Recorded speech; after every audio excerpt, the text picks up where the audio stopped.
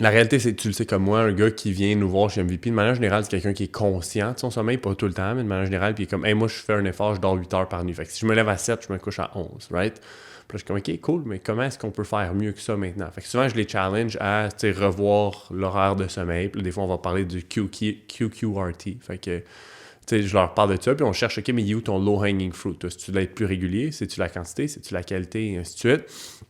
Puis ce que je les amène à faire, puis c'est un long-term goal, mais je leur mets direct dans la tête que le gold standard, c'est de se rendre à 63 heures par semaine quand on parle du concept de sleep bank. T'sais. Fait que je suis comme moi sur 63 heures. Idéalement, on est à minimum 8 heures dans la nuit. C'est comme c'est un non négociable. Parce que si tu sets la barre à 8, c'est le target, mais je te garantis qu'il va y avoir moins que ça. Versus si tu sets le target à 9, à 8, tu as déjà l'impression d'undershoot, puis comme tu strive for more.